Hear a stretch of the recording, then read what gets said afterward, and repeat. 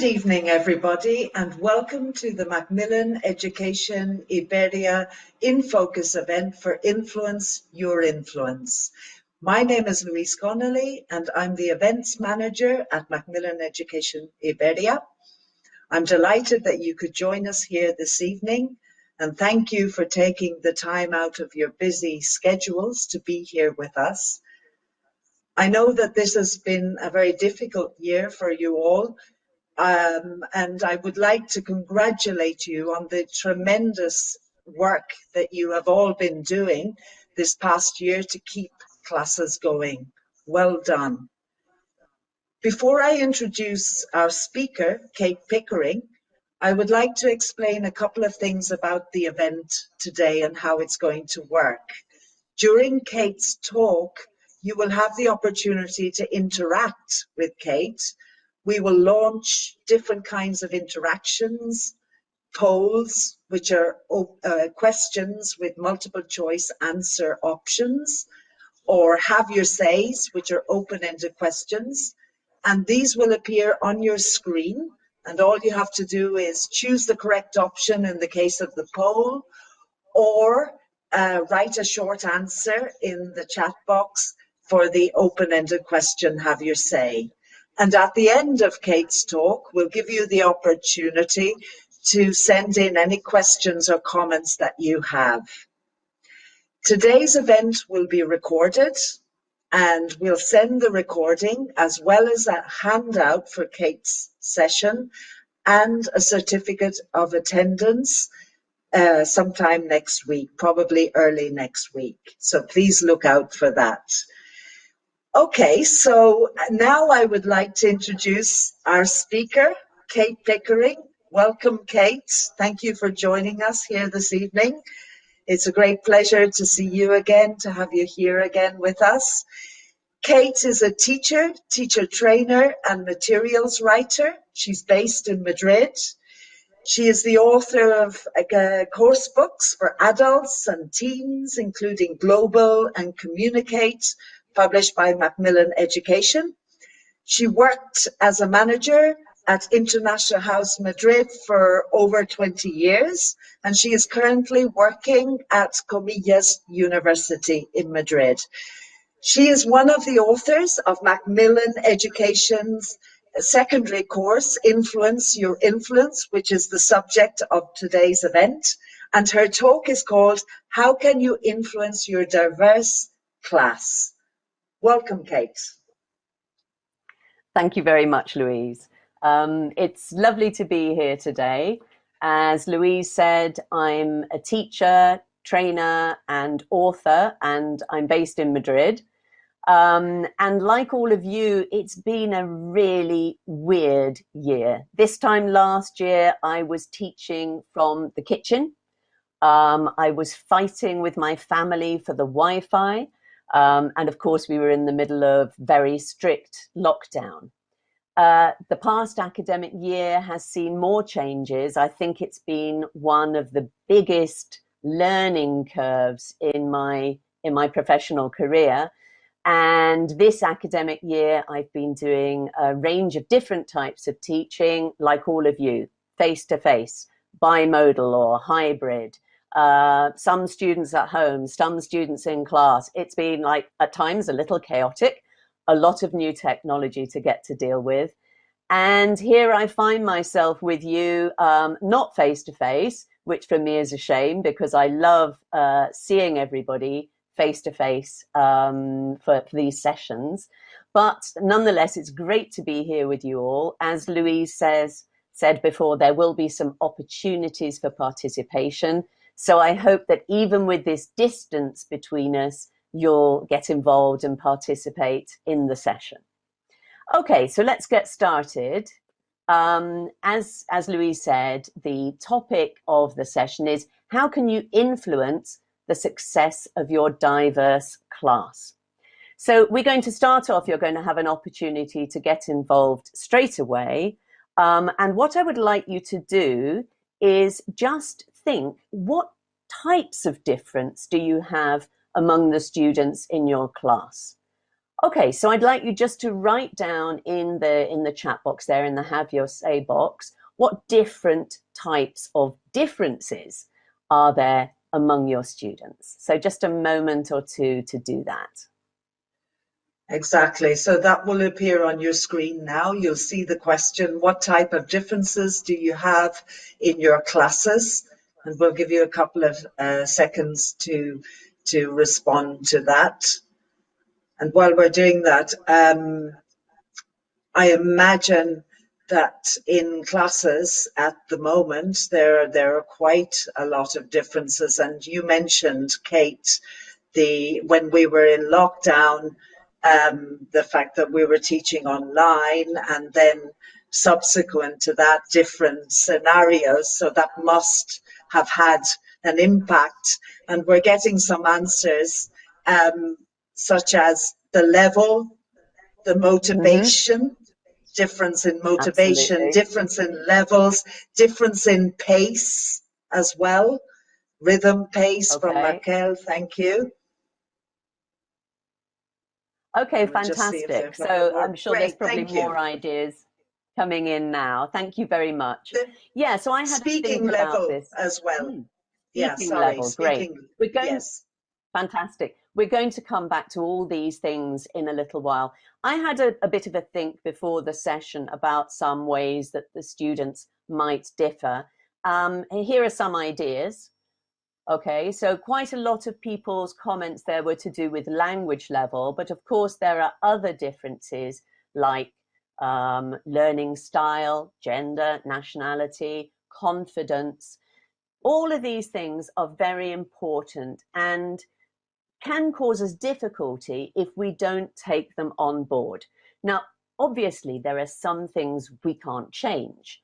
There are some things you might need special support with. And just before the session started, there was reference to Macmillan's blog, Unicos, which is designed to provide support for teachers, maybe with students with more special needs in the classroom. Definitely check that out if you're dealing with a lot of diversity in your classes. But there are some things we can change and some things we can't. But one of the most important things, I think, is mindset, the way that we go about things. First of all, thinking about ourselves as teachers.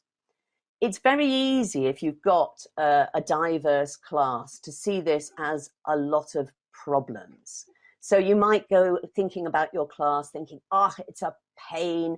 I can't keep everybody together. They're all different. This makes my life much more difficult.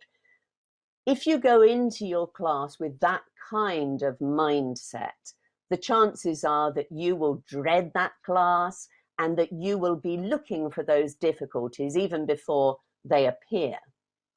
If you can try to adopt a more positive mindset and see a diverse group as opportunities, I think it can be a lot more successful, because particularly if you've got some experience under your belt, having some challenges in your teaching is actually a good thing.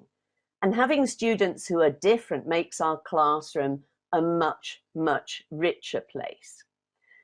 But of course, if there are significant differences between our students, this can cause us some difficulties. The differences are likely to cause problems if the students don't experience success. Yeah, if there are some students who often feel that they're the ones who are failing, if students don't feel valued, don't feel that their contribution to the classroom is valued and accepted, and obviously if they don't feel stimulated and engaged, and all those things are likely to cause us problems. Conversely, students are more likely to participate in class and engage in activities if they can be successful and believe that they can be successful. If the learning experience is supportive and inclusive, and obviously if the learning activities are interesting. So these things are all very, very important.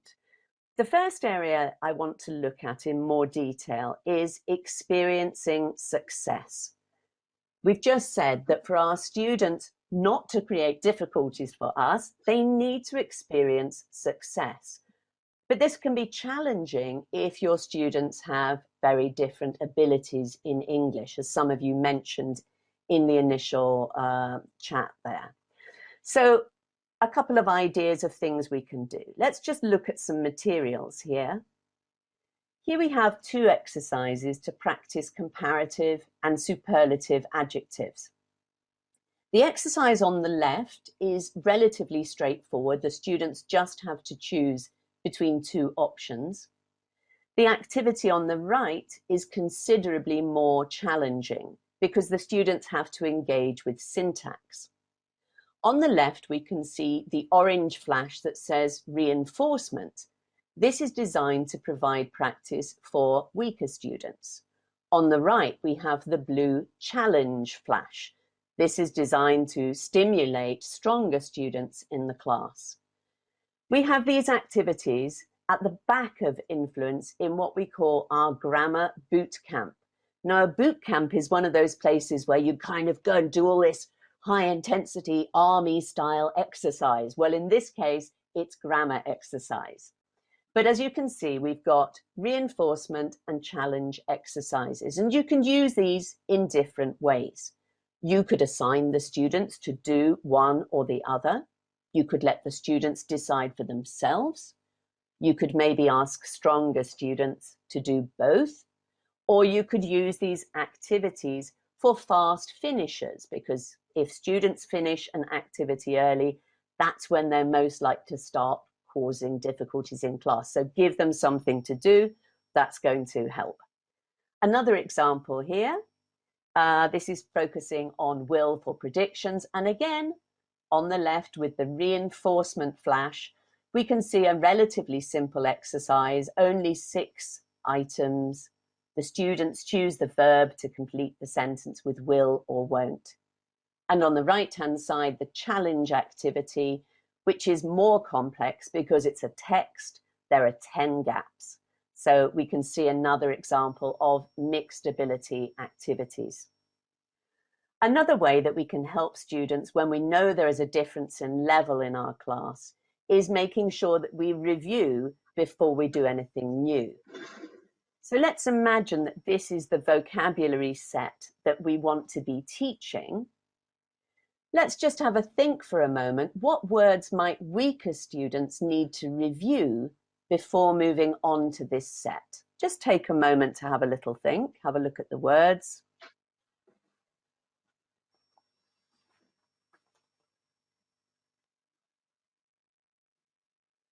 Okay, let's look at this where it appears in the book. Here on the left, you can see in the yellow circle, the vocabulary, the word cloud that we just looked at. But before the students do that, if you look below that word cloud at exercises 1 and 2, and we're just going to see a close-up, we do a review of vocabulary we would expect the students to know before moving on.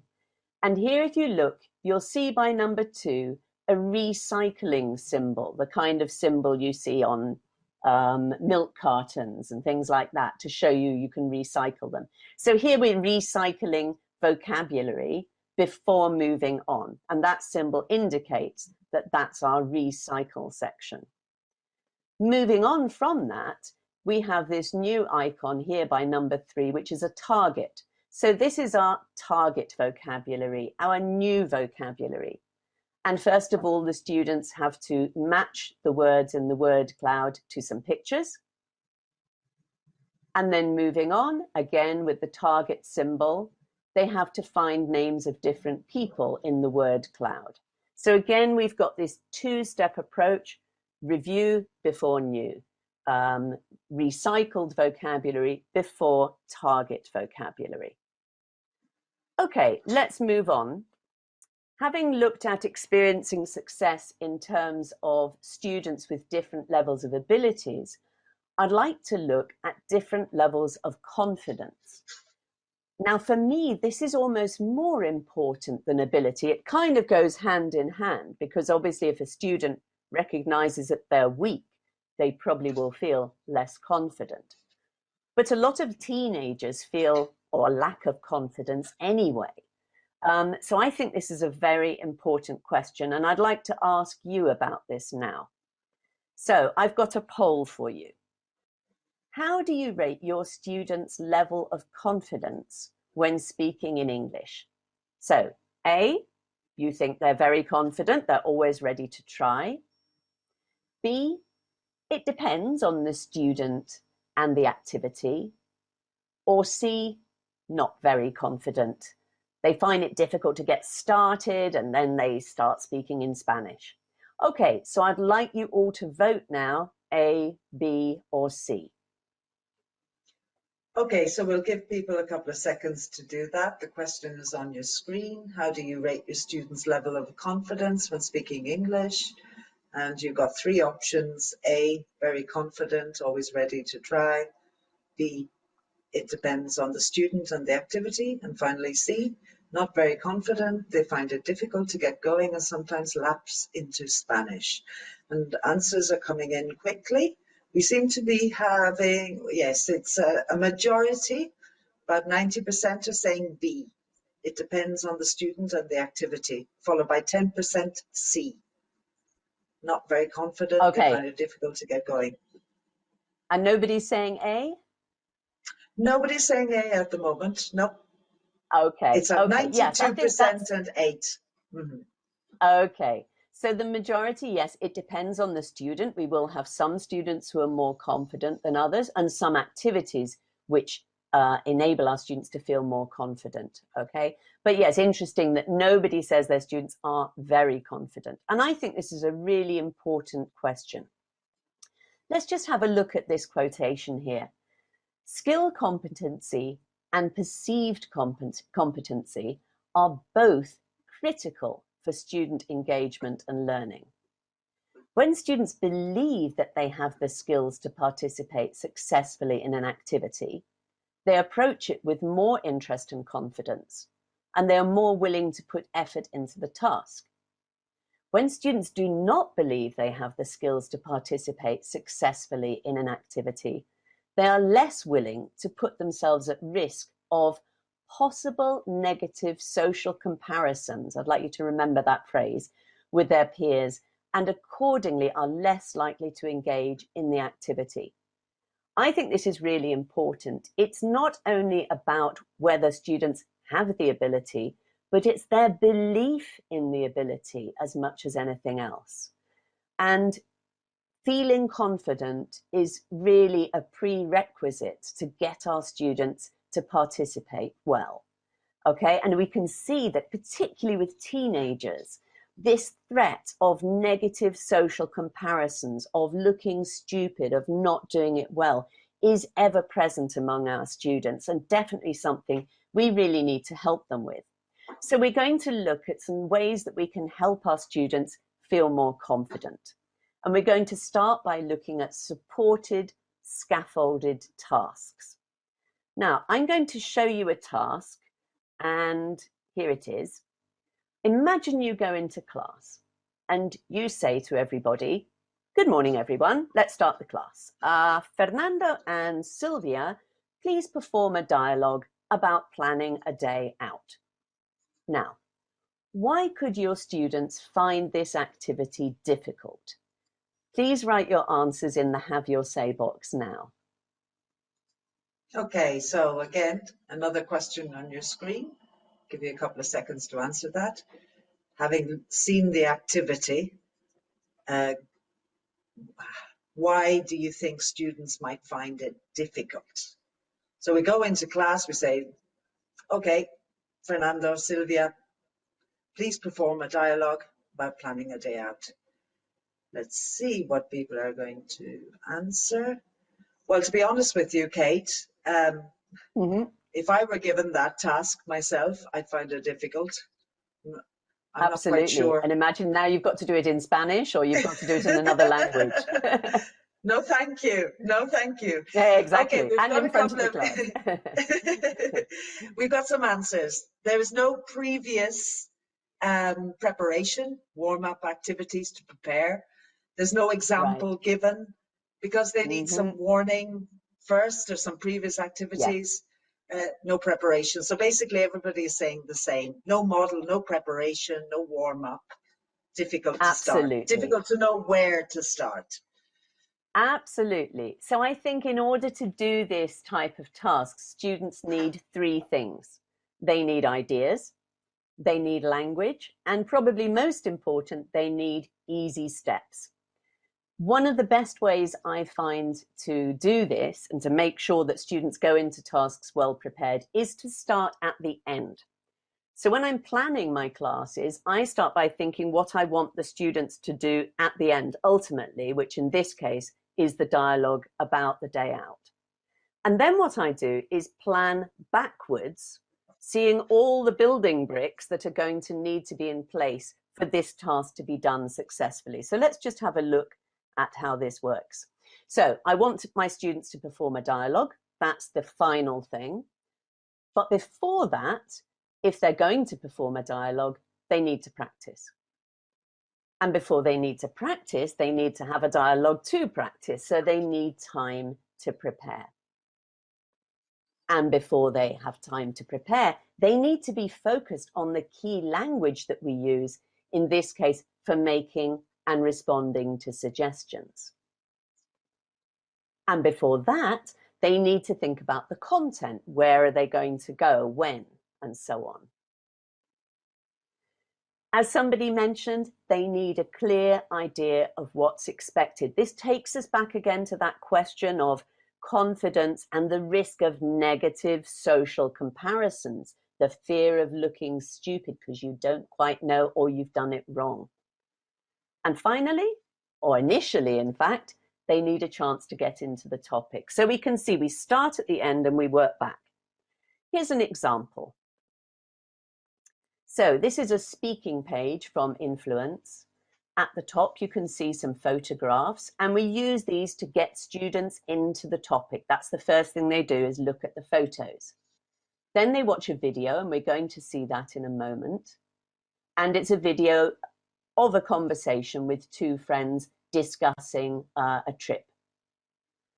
Then they watch it again, and if you look at the center bottom, we have some key phrases. So this is functional language for making suggestions, agreeing and disagreeing. So this is our language focus to give them the language they need. And they use those phrases to complete the dialogue, the model dialogue that you can see on the left before watching the video again to check. Then we come on to this box in number 5 with these colored words, think, prepare, practice, perform. And I've enlarged that for you to see more clearly on the right-hand side.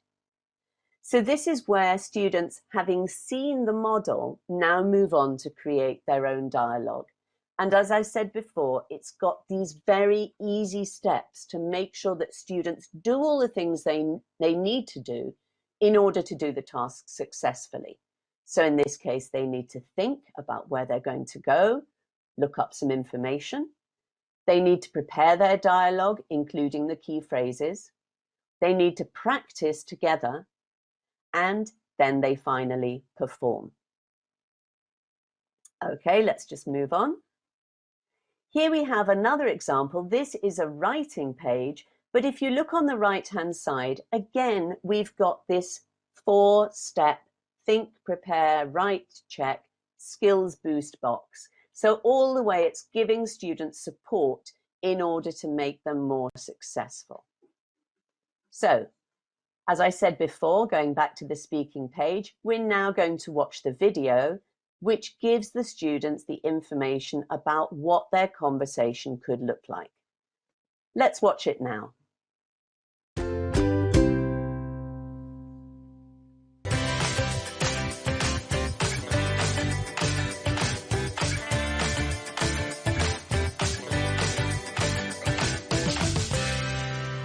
I'm really excited about our day out tomorrow. Me too.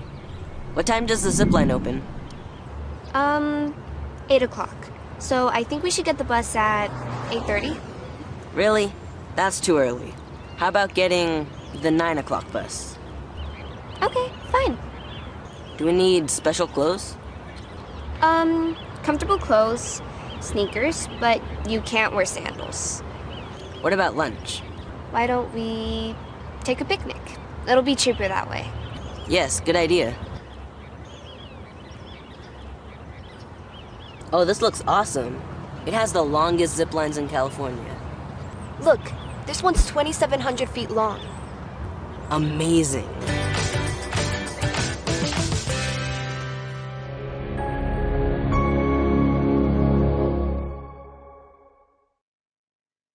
Okay, so as well as giving our students a very structured, supported, scaffolded task, we have this video which helps them know what's expected. It gives them an example and it gives them an indication of what they're supposed to do to avoid this fear of negative social comparisons. But it's also really important that our students have something to say. If they don't have something to say, they're not going to speak. So one thing that we use in influence is what we call the driving question.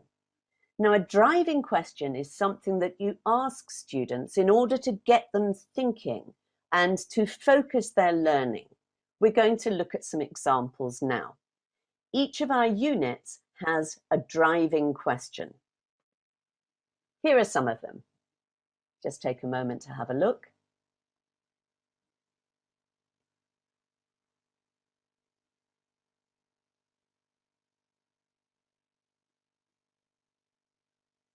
So as you can see, these are quite big, meaty questions about the world. Now, it might be that when you first ask your students these questions, they don't have very much to say. For example, if I said to you, "What is your idea of success?" You might think, "Oh no, what is she going to put me on the spot? What am I going to say? Is everyone going to think I'm stupid because of my answer?" You're probably feeling a little bit nervous right now because you don't have much to say about this question as yet. But let's look how we help our students increase their knowledge and have something to say about this type of question. Here's an example of a unit from Influence, and right at the top we can see WDYT. That stands for what do you think? And that is our driving question for the unit, and in this case it's the one I just showed you. What is your idea of success? Straight away we kick off with some vocabulary, and again if you look at the bottom of the left-hand page you'll see the recycling symbol and the target symbol. So we start off with some vocabulary relating to success, things like be famous, get fit, learn a language. And then we look at some more expressions with the same verbs as part of the collocation. For example, win a prize, win a competition, get good grades, etc. Okay, so here we're thinking and we're getting students to engage with the idea of personal success. Moving on to the next page, we have our reading text. And in this case, it's a reading that focuses on success in the business world and brands that had to overcome some difficulties. Moving on through the unit, we have a grammar page, and then we have a further vocabulary activity, this time focusing on word building, but again linked to the idea of success with words like achieve, achievement, compete, competition. Our listening focuses on a team of girls from Afghanistan who took part in a robotics competition. And again, it's looking at overcoming challenges and difficulty as being part of success. We then move through the writing page and come to our final page of the unit, which is the project. At the start of the project, we reiterate the driving question. What is your idea of success? And the students have to, for the project, the students have to make an infographic, which is about a success story, either about an individual, a person, or about an organization. The example features a Paralympic swimmer. So all the way through the unit, we've been leading up to this project and giving the students ideas for content for how they can answer that big question. But in case they need a reminder of all the things they've seen, we have what we call the graphic organizer, where we've got again our driving question, what is your idea of success? And reminders of all the different things they've done in the unit that help them to answer that question, as well as some tips on how to give visual presentations. So this is how we're helping students have something to say. So we've looked at how we can help students experience success in different ways.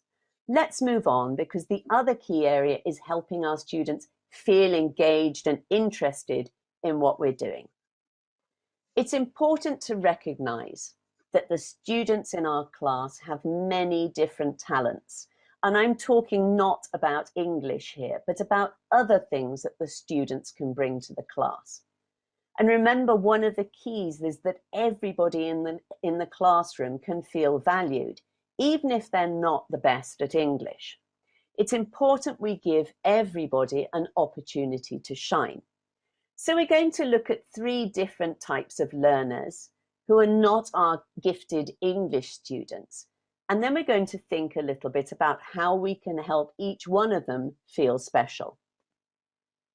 Here are 3 types of students. Just take a moment to think what we can do to engage with each one.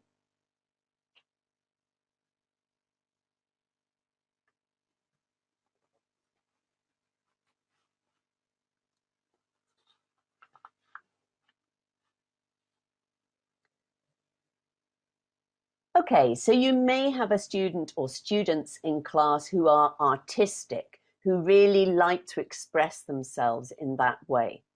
It's important to include opportunities for these students to shine as well. And one way that you could do this is through a project. Here we have an example.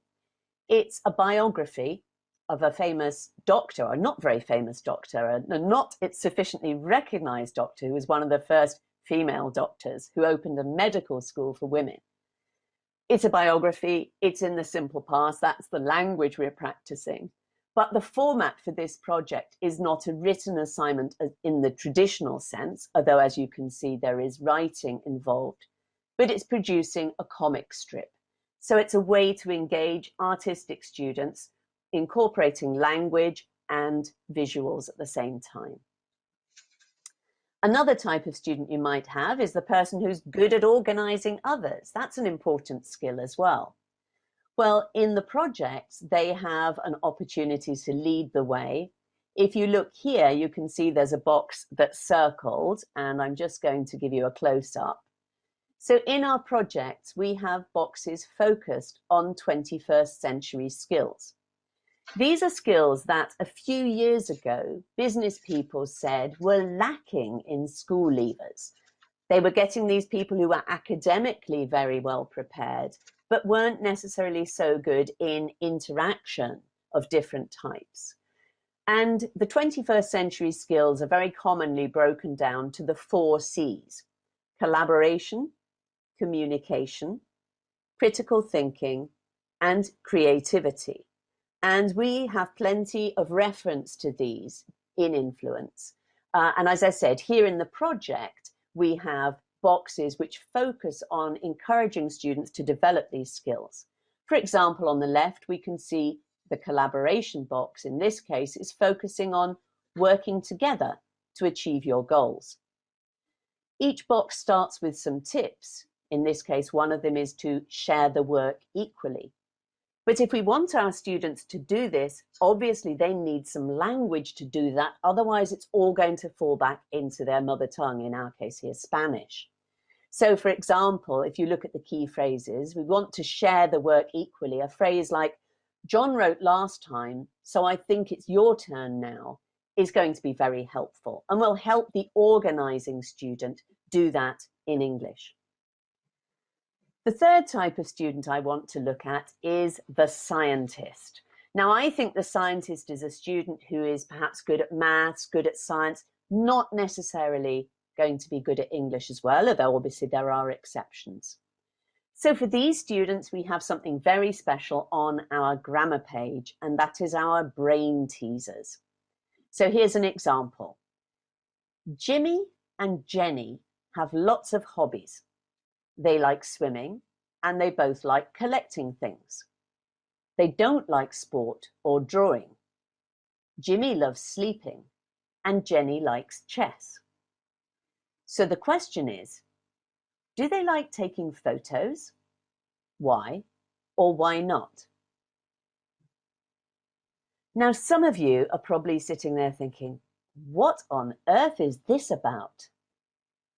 Maybe there's a couple of people who are thinking, aha, I've got it. And I can assure you that in your classes, there will be students who know the answer straight away, but it won't necessarily be the ones who are good at English on a general basis. Let's show you the answers. Jimmy, double M, and Jenny, double N, have lots of hobbies, double B. They like swimming, double M, and they both like collecting things, double L. They don't like sport or drawing, no double letters. Jimmy loves sleeping, double E, and Jenny likes chess, double S. Do they like taking photos? No, because there are no double letters in the word. So it's a logic puzzle, a lateral thinking puzzle. But just imagine how it's going to feel for that student who doesn't normally get to put up their hands and know the answer to be the one who's successful. Let's look at two more of these.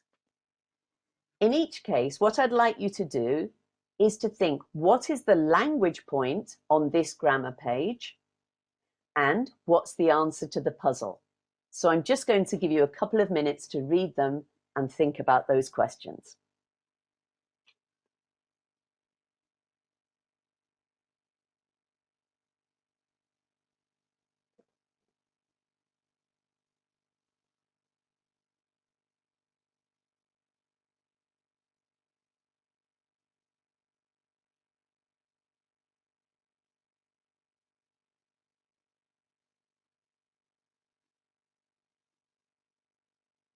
Okay, so in the puzzle on the left, the language focus is comparatives and superlatives, and you can see there are some very natural examples here in the text.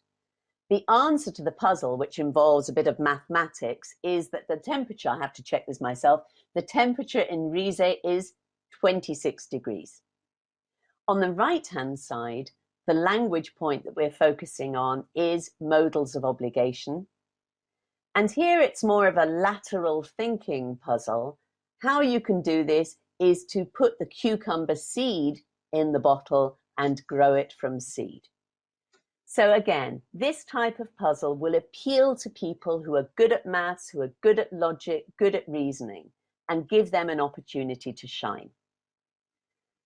It's also really important, if we want our students to feel engaged, that we take on board the different interests that our students have in class. Now, I'm going to ask you a question. What are teenagers interested in? So, a marketing agency did a survey of 1,000 teens to discover their interests. What I would like you to do is write into the Have Your Say box some of the topics you think featured in the top 10 teenage interests. Oi, no, giving the answers away. Someone just clicked it. Oh, don't know what happened there. Okay, so now's the chance for you to write your answers in. Louise, I'm handing over to you. Yes, the question is on your screen. What are teenagers interested in? What subjects are they interested in? And we'll give you a couple of seconds to write in. You can just put short answers. Okay, so what might teenagers be interested in? Music has come up. Great. Social media. Okay. Yeah, social media, Kate, has come up 3 times, 4 times, 5 times. Oh, I'm losing count. Sports. Anything else? Video games. Okay. Yes, sport, video games, YouTube. Okay. Let's see, anything else? Okay, thank you. Oh, TV series as well. Wow, you're really in touch with your teenagers. Here's the list. Okay. So in place 10, brands. Number 9, reading fantasy fiction. 8, food. 7, gaming. 6, celebrities. 5, participating in sports. 4, watching sports. 3, video streaming. So that would be obviously platforms like Netflix, but also YouTube. 2, social media. And what is number 1? Okay, here it comes. Technology. So interestingly, music isn't on this list, but maybe that's part of video streaming. But these are what I call the usual suspects, the most popular things. And these are exactly the things that you were all saying. So obviously, if we can include these topics in our classes, there's far more chance that our students are going to be interested, engaged, and involved. And when writing influence, we tried to bear in mind this list and make sure we had some topics that were going to be interesting for teenagers. I'm just going to show you a few examples. We have a reading about Comic-Con, the festival which is all about comics. Now, Comic-Con, well, it's to do with technology, it's to do with social media, lots of celebrities go there. It's also tied up with gaming because a lot of the comic strips are also games, and fantasy fiction. So it ticks quite a lot of these boxes here in the top 10. Another text we have is about this girl, Brighton Zoyner. She's a skateboarding champion at the X Games, so participating and watching sports come into play here. As you can see, the text is laid out like a website as well. And then this text, which we briefly looked at earlier when we saw the unit on success, it's all about brands, but it's brands that are very popular with teenagers. So we can see Instagram, we can see Vans, and we can see Polaroid, all of the companies, interestingly, did struggle at some point and had some difficulties before being as successful as we all know they are now. But obviously here we're seeing connection to technology, to social media, and of course to brands. So we've done what we can to include a lot of topics that teens are going to be able to relate to.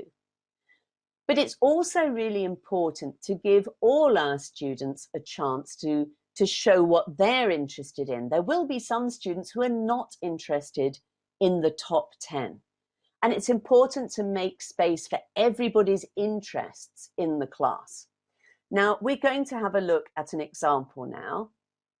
This is a project, and you can see at the top the WDYT question, which in this unit was, how important are personal possessions?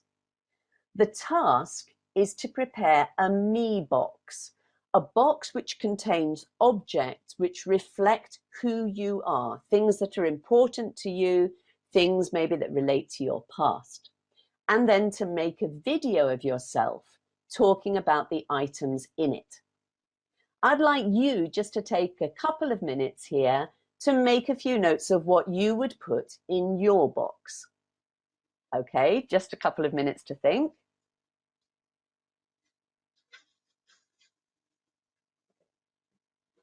Louise, what would go into your box? Well, I was just starting to write actually and make a list. Good. It's a really, no, it's a really, I think it's a lovely activity. And as you say, caters for everybody in the classroom. Well, I was thinking of family photos and also books. Well, one or two books that have been really important to me. Music as well. And I still have CDs, by the way. I still have cassettes. Oh, you don't, do you? Oh, wow. I do, and I have a cassette player that just about works, but I do have to get a pen every now and then and do that twiddly thing, you know? But yes, I still have cassettes. I love it. Retro charm. Okay, we're going to move on now, and we're going to see an example of a student talking about their me box. Let's just move on to the next slide, and let's see the video.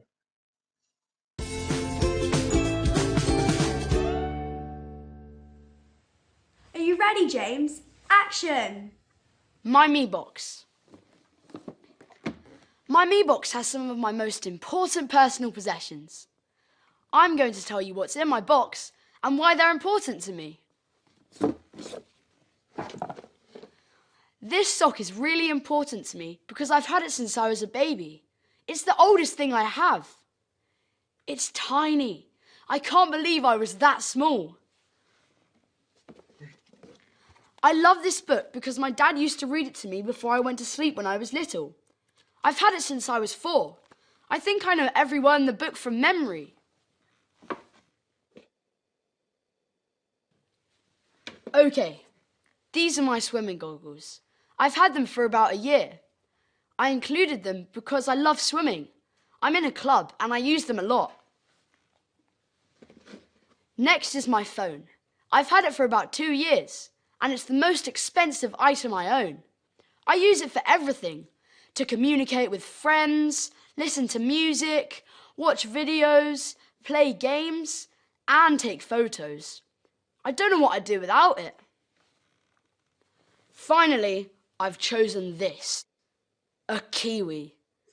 It's important to me because it's something I hate. I've had this one for 2 days and I haven't eaten it. Disgusting! Okay, that was my me box. I hope you feel you know me better after watching it. Bye! That was great. Well done.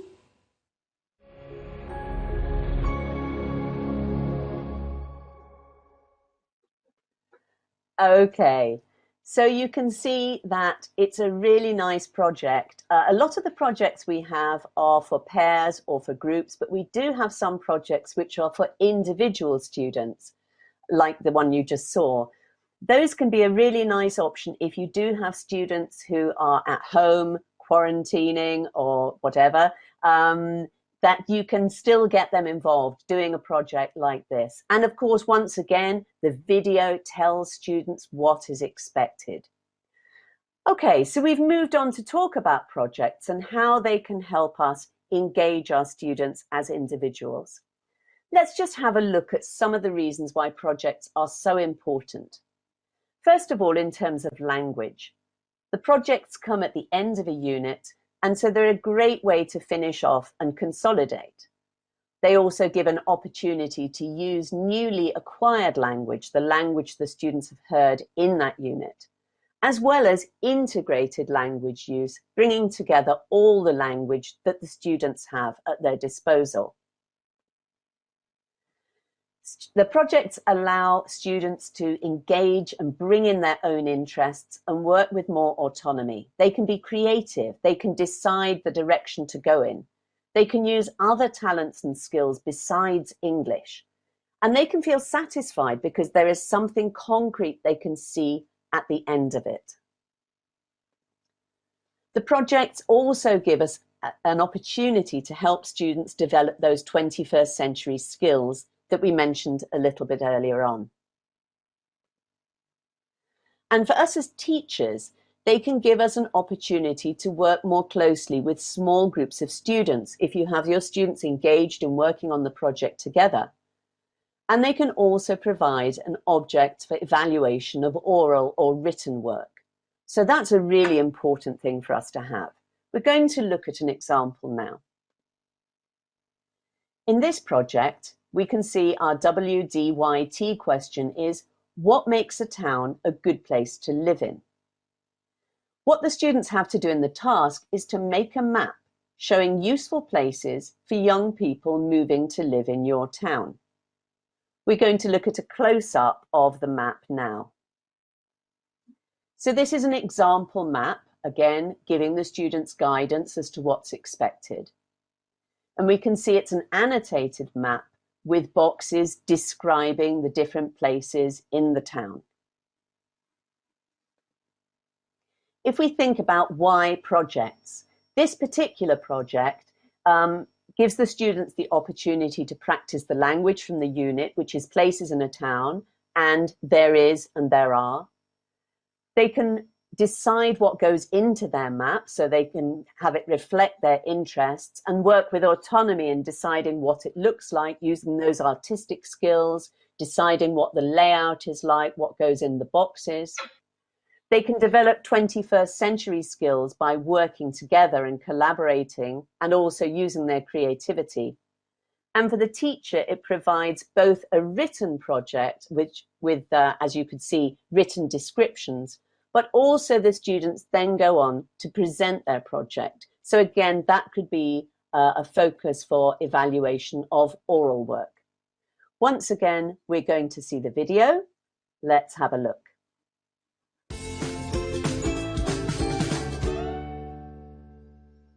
Hello. So, this is a map of our town, Poole. Poole is a town on the south coast of England. Poole is a small town, but there are lots of cool things to do, and it's a great place for teenagers to live in. First, if you're looking for a place to hang out with your friends, there's a really nice park called Poole Park, which has a juice bar and a big lake. It's a great place on a sunny day. Or if you prefer a place where you can do exercise, there's another cool park by the sea called Beta Park. There's a skate park, and I love going skateboarding there with my friends at the weekend. On a rainy day, you can go to the Lighthouse, which is a cinema and art centre. Poole has also got many cheap places to eat. Take a bus and go to Tower Park. There are lots of fast food restaurants there. So, this is our town. What do you think of it?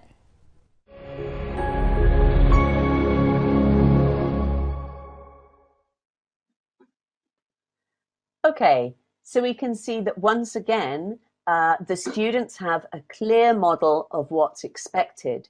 But I think these models are not only useful for the students, but also for us as teachers. We can be aware of the type of output we want our students to work towards and what we can expect from them. Okay, our time's nearly up now, so I just want to pull things together a little bit. We've looked at how students with different abilities and students with different levels of confidence can all be successful if we support them in an appropriate way. And we've seen that students with different talents and students with different interests can all be engaged and involved in our classes if we give them the opportunity to do so. It's very important, I think, to remember that difference is not the same as difficult, and that diversity, in fact, gives us opportunities. The challenge for us as teachers is to help everyone find their place and be able to offer their strength and talents in our classes. So that's the end of the talk. Thank you very much. If you have any questions, now's your time to write them. Okay, thank you very much, Kate. Thank you for that really excellent talk. I think you've highlighted such really key questions. And now, as you say, we'll give the audience the opportunity to send in any comments or questions. A box will appear on your screen, so please do avail of the opportunity. If you have any question for Kate on the ideas and activities that she's put forward today in her talk, please do so now. We'll just give you a couple of seconds. And I just wanted to comment while we're waiting. I found it very interesting what you said about responding to different levels of confidence, that often it is a question of confidence, and what you said, believing that you can do something. But of course, what's really key is that we not only provide the opportunities, but also the help and support, as you said, Kate, for students Absolutely. to be able to realize and become confident. And I think you made that extremely clear. And the material that you've shown us. Yes, sorry. I was just going to say, I think it's this idea of the vicious circle or the virtuous circle.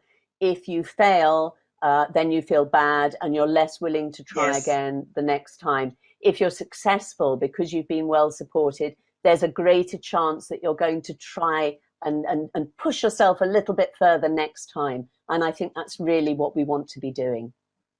Exactly, exactly. Well, we're getting comments in. They're very positive, really interesting. Thanks a lot, Kate. Great talk. Um, there aren't any questions at the moment, but I also liked a lot, I wanted to say as well. I like the idea that of including different skills, non-linguistic skills, as you said, for students who have other abilities or other strengths that we don't always bring to bear on or include in our classes. The idea of the scientist, somebody who thinks more rationally, more logically, perhaps laterally. So the brain teasers, as you said, the opportunity to shine, and share those skills. Yeah, I think it's so No, important that everybody can find their place in the English classroom, even if they're not the most gifted student at English. They have other talents, they have other abilities. And if we can just make them feel recognized, they're going to be less exactly. problematic for us in terms of any behavior difficulties, but they're also going to feel much more positive about the English classroom. And hopefully that will have a spin-off and positive effect on their English performance as well. Exactly. But it's also, at the same time, it's also encouraging a diverse range of skills, isn't it? And as you mentioned about employers saying a couple of years ago that although students had or have good academic skills, they lack in other skills, such as the ability to communicate, to interact, to negotiate, to work with others, to think more creatively or critically. And so, all these different skills, we're doing so much more than just learning a language, aren't we? The Absolutely. I think language that's so true. I think, we're very privileged as language teachers because we have a responsibility to teach language, but we also have opportunities to do a lot more things in our classrooms. And I think we have a responsibility. We are dealing with young people. We're helping them develop into adults. And I think we have lots of opportunities to do some fascinating activities with them along the way. Absolutely. And fascinating for both students and us as teachers. Absolutely, yeah. And there is a question about, you mentioned about assessment or evaluation. Mm-hmm. So when you're doing projects, for example, presumably there's ample opportunity to record performance. It's not just the end result. Have you produced the project? Is it linguistically? Yeah. But there are other considerations, I imagine, as well, aren't there? Absolutely. I mean, a lot of the projects do have a video or an audio, but they all have some kind of piece of output. And they're very varied. We have a storyboard for a film. We have the comic that you saw. We have an audio guide to a museum. They're really diverse, the projects, because we've tried to make them engaging in different ways for students. There are questionnaires, there are poster displays, all kinds of things. And we really feel that they are a very useful opportunity to get the students to use not just the language you've been studying this week or this month, but integrating all their language resource. So there's lots of opportunities through there to evaluate your students. There will be objects of work that you can use for that evaluation. And I think it's giving the students an opportunity to shine in all kinds of different ways. And you can therefore, bring different considerations into your evaluation. Brilliant. Okay, thank you for that. Well, there are no more comments or questions. So thank you so much, Kate. It's been a real pleasure. You've given us lots of ideas, very practical. I love your practical approach. It's so important to bring it down, no, to the classroom, and what can we Absolutely. do, and how do I'm we in the do classroom it? every day, and Every you day, know, you know exactly what you're talking I about. know what it's like. Exactly, and so Okay. it's wonderful that you can share that experience with all of us today. Okay, so now I would like to introduce our next speaker, Marga Cristobal. She's going to give us a short presentation of this secondary course, this new Macmillan Education secondary course, Influence Your Influence. Marga is a sales delegate or representative based she's in Lerida, and she's going to talk to us about the course. So welcome, Marga. Buenas Gracias. tardes. Pues nada, un placer estar aquí esta tarde con todos vosotros. Después de este taller, ¿no? De esta charla de Kate súper interesante que os ha hecho así un poco de... espero que os haya hecho entrar ganas de conocer un poco más a fondo Influence. No os voy a entretener mucho porque, bueno, pues es la hora que es, todos tenemos ganas de acabar, ¿vale? Pero sí que os voy a explicar un poco en qué consiste nuestro método, ¿eh? Os comparto mi pantalla. ¿Veis bien? ¿Me veis bien, Luis? Sí, bien. Vale, gracias, perfecto. Pues bien, Your Influence es nuestro método para secundaria. Es un método diseñado para facilitar las clases, para mantener a los alumnos motivados por sus materiales atractivos y tópicos relevantes para su edad. Equipa a los estudiantes para el futuro. Además de desarrollar destrezas lingüísticas, van a desarrollar las super skills, como critical thinking, creativity, communication y collaboration. Estas super skills les van a aportar éxito tanto en la educación como en el futuro. Desarrolla además competencias para el mundo real. El lenguaje, las tareas auténticas que utilizamos en el método, los problemas y contextos reales les van a permitir adquirir estas competencias para el mundo real e influir en su futuro. Simplifica el trabajo colaborativo. Ya habéis visto con Kate el What Do You Think, que es el trampolín para el proyecto colaborativo que tenemos al final del libro, lo que les va a permitir utilizar el lenguaje de una forma pues, muy significativa. Ayuda a todos los alumnos a adquirir éxito, a tener éxito, ¿vale? Tenemos soluciones para todas las capacidades de los alumnos, con actividades como la que habéis visto, como el Brain Teaser. Además, ofrece herramientas que van a motivar y facilitar el aprendizaje de la lengua.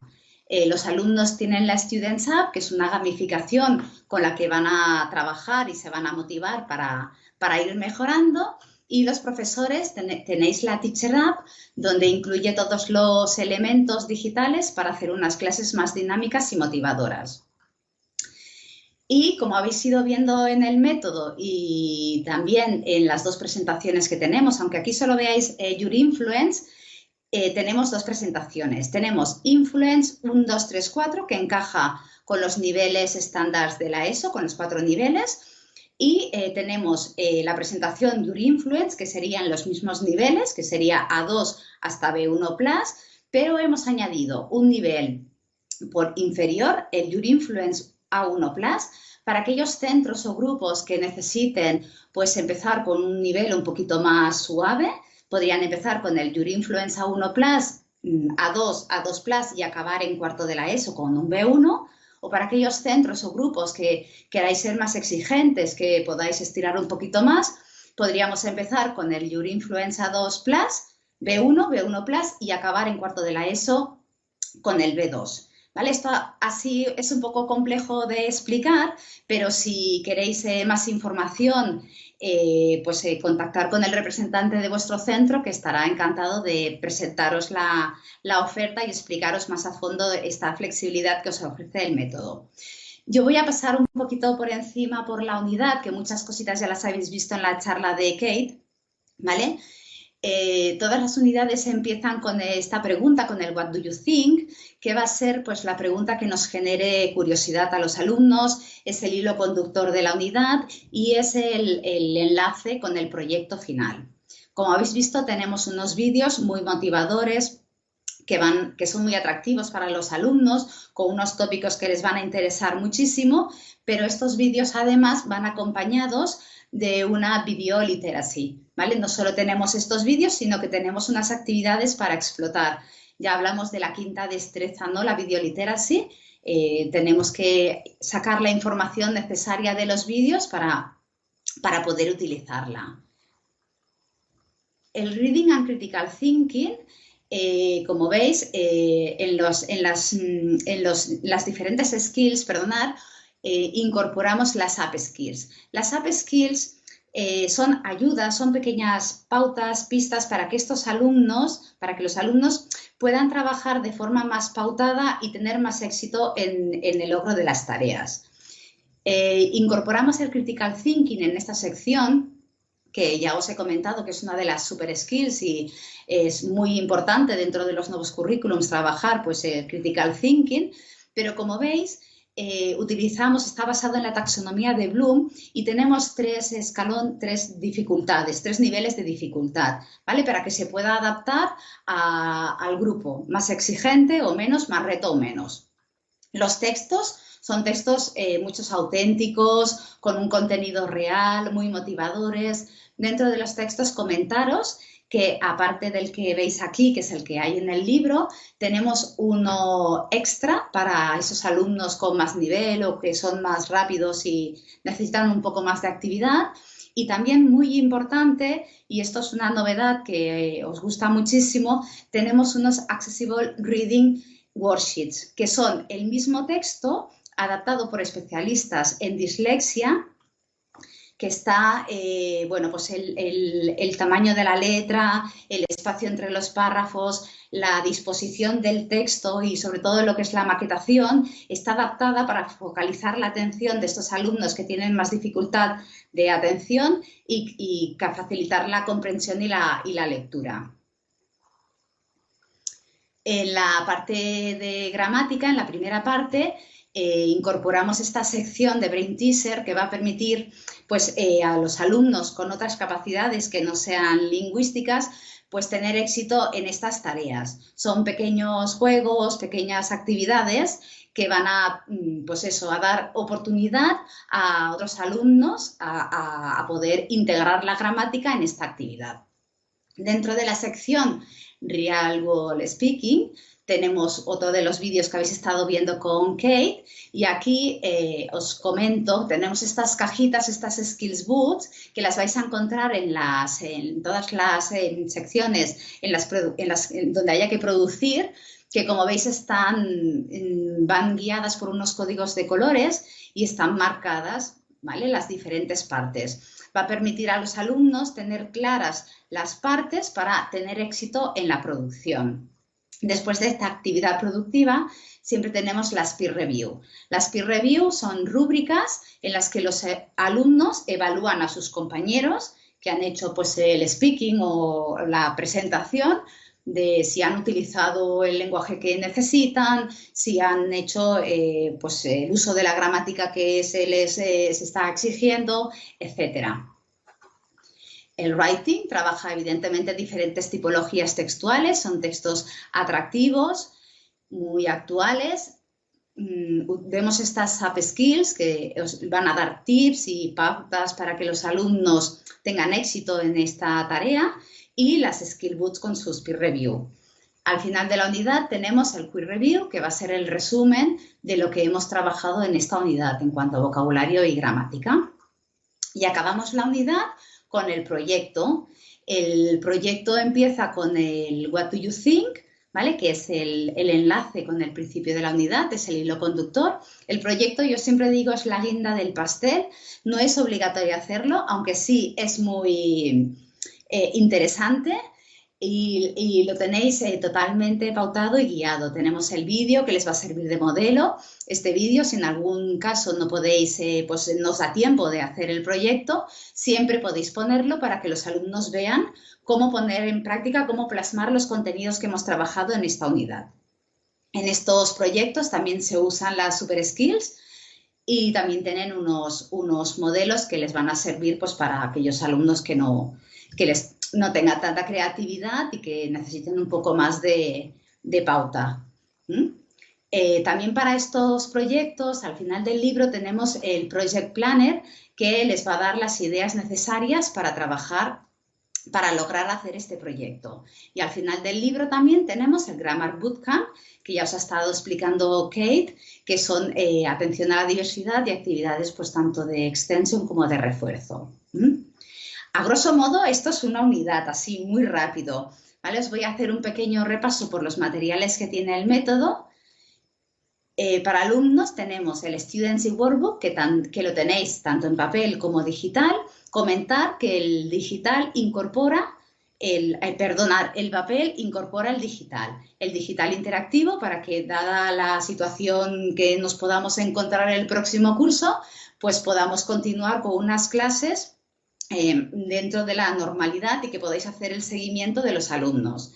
Los alumnos también tienen On The Go Practice, que es la app que os decía, que es una gamificación que van a poder instalar en su móvil para hacer un repaso de forma más motivadora y más lúdica del vocabulario y la gramática. Y dentro del Resource Center van a tener los diferentes materiales.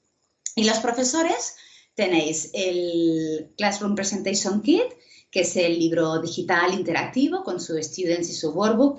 Incorpora dentro del digital, incorporamos todos los recursos de profesor que os hacen falta, tanto las fichas de los basics como materiales de extensión. También tenéis diferentes exámenes, ¿vale? También, por otro lado, tenéis el Test Generator si queréis crear vuestros propios exámenes. También tenemos la aplicación de On The Go Practice para profesores. Y como novedad también incluimos Kahoot. Tenéis un Kahoot preestablecido ya para cada unidad, solo tenéis que vincular vuestra cuenta de Kahoot y os dará un Kahoot ya hecho que podéis hacer en clase o compartir con los alumnos utilizando el mismo vocabulario gramática que habéis estado usando en la unidad, ¿vale? Y hasta aquí un poco es lo que yo os iba a comentar, sobre todo que he ido muy rápido, no me quería extender mucho, pero que cualquier duda, cualquier necesidad que os pueda surgir, contactar con el representante de vuestro centro y encantado resolverá las dudas, os presentará más a fondo el material que así en este tiempo no os he podido profundizar mucho en el método que ofrece muchísimos recursos para vuestros alumnos. Muchas gracias, Marga. Muy clara la presentación. Vamos a dar un tiempo para que la gente pueda hacer preguntas o comentarios, a ver si hay. Again, on your screen, you will see a box and you can write in any comments or send in any questions if you have about this new course for secondary, Influence Your Influence, about the components or about the different features of the course, if you would like to find out more. And we'll just give you a couple of seconds to do that. We're getting in some comments, Marga, to say very clear, todo muy claro, todo muy claro, todo muy preciso, muy bien. Okay. And as Marga said, if you would like to find out more about this course, you should contact us. And actually, on your screen now, you will see, or in a couple of seconds, you will see a short survey questionnaire to complete based on your experience of the event today. We would like to hear from you. We really value your opinion. So please complete this survey questionnaire It has questions about the event, about Kate's session, about future training sessions, whether you would like to attend them. And there's also a question there about whether you would like to find out more about this new secondary course, Influence Your Influence. Please answer that question. And if you are interested, we will get in touch with you and organize a visit to be able to explain this course to you in more detail. Okay, well, I think that's it. Just comments, solo comentarios, Marga. No hay preguntas esta vez. Okay, so if we could have Kate on the screen again, all three of us. Thank you so much, Kate. It's been a real pleasure. Thank you for sharing all those ideas with us. Thank you, Marga, for the very clear presentation as well. And thank you to everybody out there for taking the time this evening. It's been a real pleasure, and for participating in the different chats or have your says and polls, etc. Lovely to hear from you. And as I say, on your screen, you have the SurveyMonkey questionnaire. Please complete it. It's very important because it will help us to improve future training events that we organize for you. And we will send the recording of the event, the handout of Kate's session, as well as a certificate of attendance to you next week. So all that remains for me to say is I wish you all the very best, the best ending possible for this year's course. It's been a tremendous year, but you've made a tremendous effort and done an extraordinary job to keep classes going. So well done to you all. And I hope to see you again next year in the very near future. I take care, everybody, and see you soon. Thank you.